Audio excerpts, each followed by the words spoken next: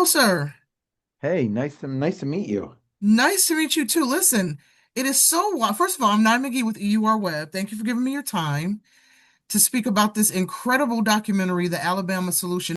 You and the creative team went into, this prison in 2019 to film kind of a revival meeting, but at what point did you realize that the story was much bigger than anything you had anticipated? Well, I've always been interested in and concerned about incarceration in general in the US, and I visited a lot of prisons over the years. I think maybe it goes back to this film I made, Capturing the Freedmans, where I went into Dannemora prison to meet with one of the subjects of the film, and I just thought the experience of going in there was so brutal, even for a visitor. And it was so clear that, nobody was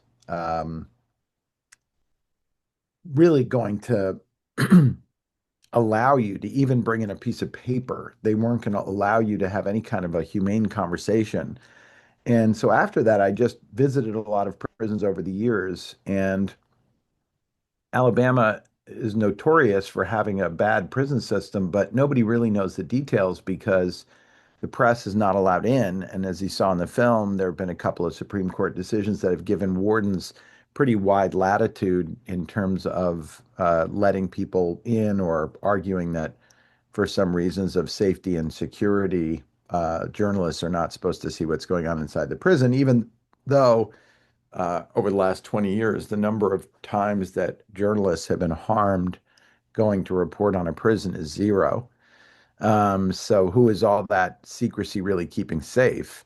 And as I thought about it, my daughter, who was 14, was reading a book by a guy named Anthony Ray Hinton, who had written about having been locked up in Alabama with a wrongful conviction for around 30 years.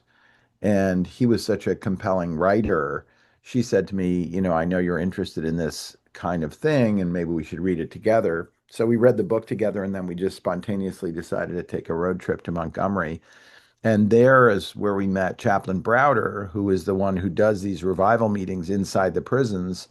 And miraculously, we were able to get into one of the prisons to film one of his meetings. But I think going in there, it was pretty clear to me that we were going to discover some things because nobody gets in. And then when we were there and the men started talking to us and telling us really how dark the situation was and what they were contending with every day, the fact that people were being killed by corrections officers, the fact that people were dying of drug overdoses from drugs that were being sold to them by corrections officers, it just seemed to us that the whole Alabama Department of Corrections seemed like a criminal enterprise. So and then we sort of, as you saw in the film, we kind of get kicked out for being too nosy, and then we didn't know how we were going to tell the story, but we discovered then that there were these men inside who had access to contraband cell phones and were willing to take the risk of continuing to talk to us, which they had been taking that risk for a long time, trying to get the word out. So we sort of found each other and we ended up making the film in a sort of collaborative way. So that was very, very unusual compared to what you normally see about prison in the media. Yeah, and I wonder, like you just noted, the men were using their cell phones to document the criminal activity, the murders, et cetera, going on inside the prison. So what was it like? I mean, for as a filmmaker, what was it like to receive that footage? Was there a heavy responsibility that came with obtaining this secret footage? Well, a lot of the footage, I would say there's sort of two kinds of footage at least. One is the material that they had been gathering and were able to gather while the film was underway. Um, and some of that material is just so disturbing and it's so concerning that human beings are treating each other this way, especially people that are supposed to be charged with keeping people in prison safe. Um, that there's a certain I don't know, sacred quality to that footage. When you see that image of Stephen Davis having been beaten to death by Officer Gadsden, it's such it's such a deeply moving and upsetting image that we really had to think long and hard about how to use that material in the film so that it didn't seem gratuitous or it didn't seem like we were, you know, I don't know, just exploiting the quality of this material or overusing it. You know, we could have made a film that was 5 hours long that wasn't just a, a incredibly upsetting, bloody experience.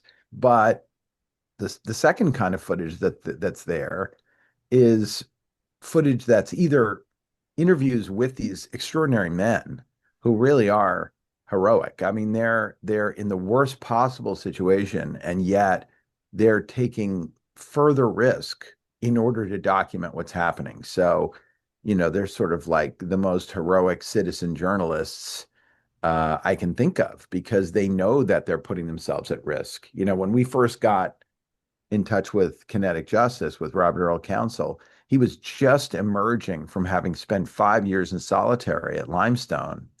And, he knew that his activism in the past, his efforts to get the word out and his efforts to have nonviolent work stoppages and hunger strikes, that those things had been what put him into solitary.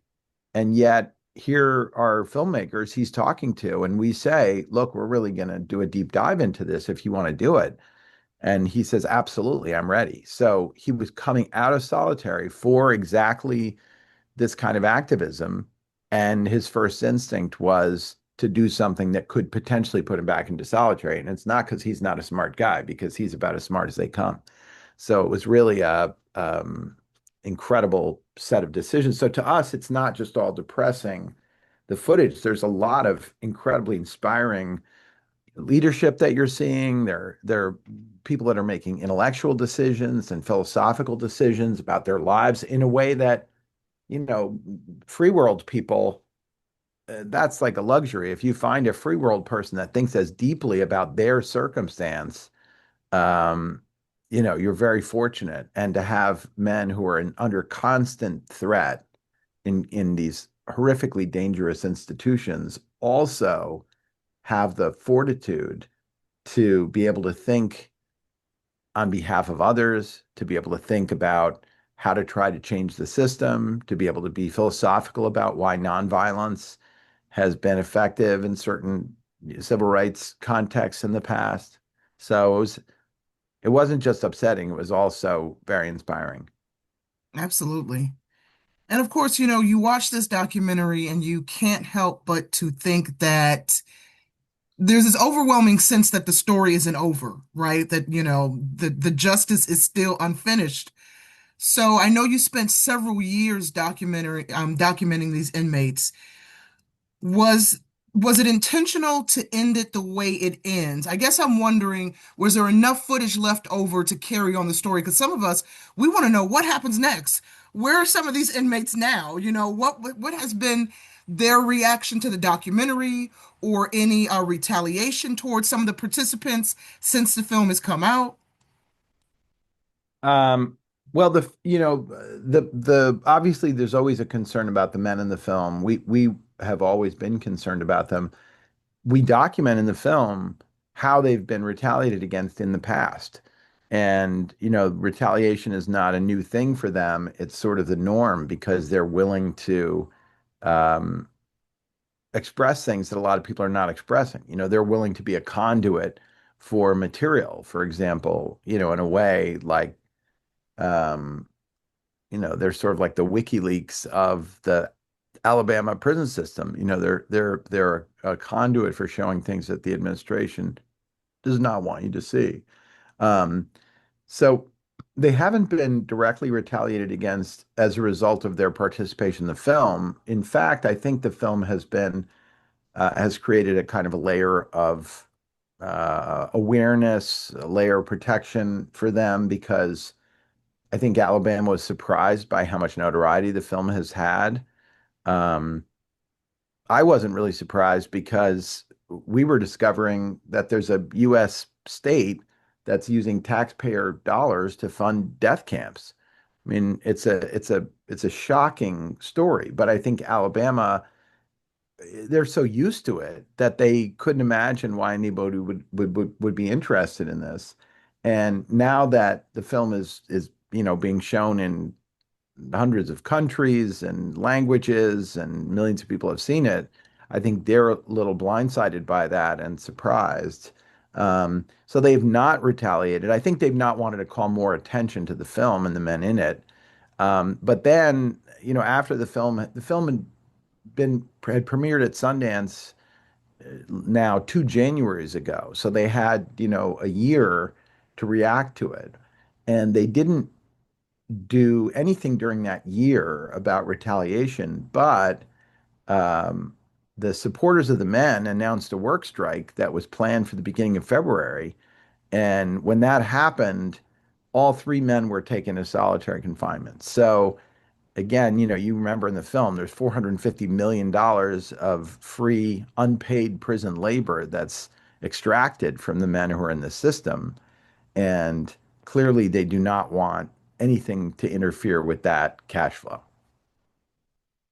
Oh, and in terms of like when the film was over, that's always challenging because I don't know if you're a little obsessional the way that I am or the film team is on this. There's so many stories that we could continue. We investigated all 1,500 of the deaths that have happened in Alabama state custody during the course of making the film. So if you go to thealabamasolution.com, you really can go down to the granular level of individual people who've been harmed in the system. And there's an opportunity to take action and to make your voice heard, and all that I think is available there. But there were entire massive storylines that couldn't be in the film just because, you have 20 pounds of flour in a 5 pound bag. The Alabama Solution has been nominated for an Academy Award, Best Documentary. So, what was that reaction when you learned that this amazing project was being honored and recognized in this way? Well, I think stories about marginalized people, and I think that the population of the Alabama state prison system and all prisons in America that's a marginalized population. Um, they're hard to get attention for, because people they assume when they're driving down the street and they see one of those little metal signs that says XYZ Correctional Institution, as a member of the public, you think, well, luckily I don't need to go down there. Whatever's happening down there is probably not a Hilton hotel, but if there was anything terrible going on down there, I guess I would have heard about it. And the reality is you don't hear about it because the press is not allowed in. And so the idea that we can expose what's happening with the help of these men and the audience can see sort of primary source material, not something that's been interpreted or not something from an expert, but something from a man who has been living it, where you really can't deny it. You're seeing it with your own eyes. I think that is something that's grabbed the public's attention, and that kind of access is so unusual. And people are so used to seeing, nonsense about prison. It's always like, lock up or these are the bad hombres or, scared straight or whatever. But the reality is the people in prison, like the people on the outside, they want to have a decent life. They want to have security. They want to have safety. If they've committed a crime, many of them are happy to be separated from society for a period of time. But I don't think anyone, even though we all want our communities to be safe, I don't think anyone believes that this system is making us safer. Um, because 95% of these people are coming out of prison again. And do we want to have people who are traumatized, suffering from PTSD, and have been exposed to horrific human rights abuses coming out and somehow buying into the idea that civil society is good for them? Um, we're creating mental illness. We're creating drug addicts. There are so many moms who say, my son went into prison. He did not have a drug problem. And now he has a severe drug problem that's probably going to kill him. So yeah, anyway, not to be overly negative. I mean, I think the thing that draws people to the film is the men. These men are they're extraordinary, and you can't help but wonder what they would be able to do on the outside. And I can't help but wonder when you have somebody like Robert Earl Counsell, who was arrested originally for what is clearly a self-defense case, right? Somebody was trying to run him over with a car and he shot him. And, Robert Earl is apologetic that it ended up that way, and he's sad that it ended up that way. But you can only imagine when the police tried to wrap him into this case and tried to turn it into something other than a self-defense case. It must have been because they realized that he's a powerful voice. Even at the age of 19, I'm sure that the police immediately were thinking, this guy ought to be off the street because he's too motivating to other people. He's gonna call out a lot of our, bad stuff that we do, and we might as well lock him up now. He'll get locked up eventually anyway, so we'll just take care of it now. So I think it was partly his outspokenness and his thoughtfulness and his clarity and his intelligence that probably got him locked up in the first place. Thank you, sir, for giving me your time. This has been a very amazing conversation. Like I said, I love this documentary. And immediately after I watched it, I told everybody, you got to watch this. It's so amazing. So, and I work with some people that do criminal justice reform, and I told them, you have to watch this Oh, that's documentary. great. It's so insightful. So, I'm looking forward to sharing this conversation with our readers at EUR Web. Thank you so much, sir. That's great. Thank you so much. Have